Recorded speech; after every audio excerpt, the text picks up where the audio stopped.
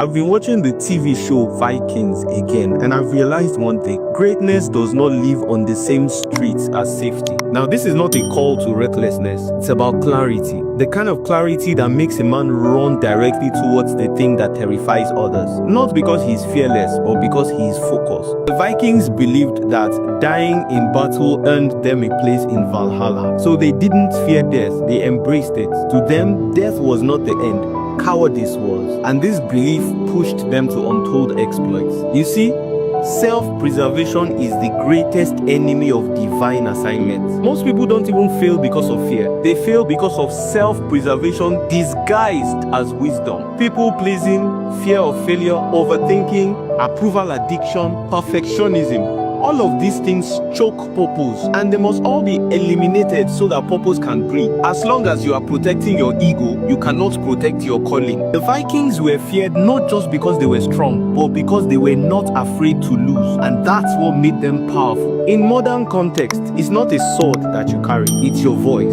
your vision, your values. But if you keep retreating every time there's a risk, you will never conquer the territory that has been assigned to you. You can't preserve both your image and your impact. One must die for the other to live. Your ego is the security guard blocking access to your future. Do you know, every seed must fall to the ground and die before it can bear fruit. A seed that protects itself will never become a tree. And people who overprotect themselves will never grow. Jesus, in his infinite wisdom, says, unless a grain of wheat falls to the ground and dies, it remains alone. But if it dies, it produces much grain. Now, I don't even want to go into the next line that says, he who loves his life will lose it.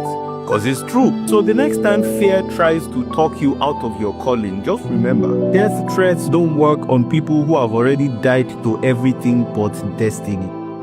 When you become who you were born to be, some people will miss who you used to be.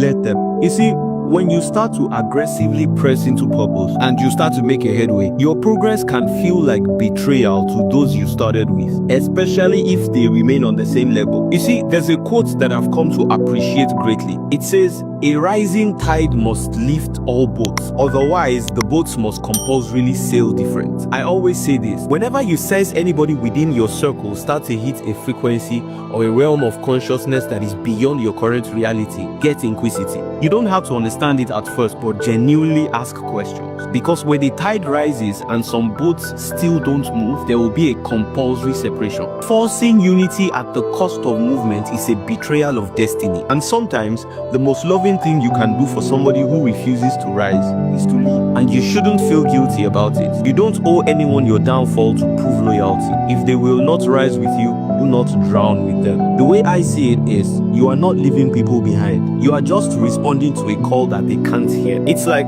your name is written at the top of the mountain and you are climbing towards it. The only people you'll be able to help up by the time you get to the top of the mountain are those who started climbing the moment they saw you climb. For those who remained below, the gap is too steep. Some distances are not created by arguments. They are carved by altitude. The friendship homeostasis theory suggests that most friendships are built on unspoken emotional contracts, shared struggle, humor, trauma, or goals. But when one person grows, it disrupts the contract. The bond feels off, even though nobody did anything wrong. That's purely why one person's growth can make the circle feel uncomfortable. It's not because you are better or because they are bad, but because you are different now, and different can be scary. You run into some old acquaintances and unfortunately they want to continue conversations from about a decade ago. It's like you knew the boy, now you have to learn the man.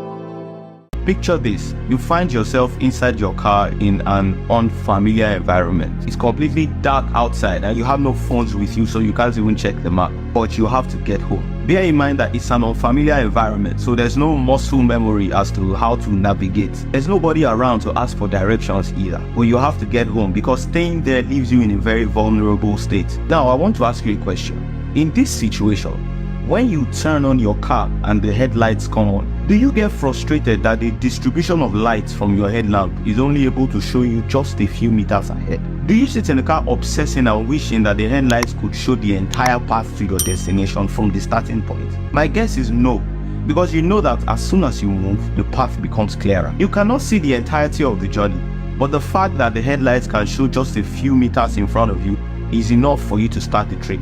even though you know there's a high probability of you getting lost a few times before you find your way. You do not mind because you have two important components: the destination and you can see the next step. This analogy is not about cars at all. My mentor, Witon Adesoji, said something very profound. If you have everything you need before you start, you started too late.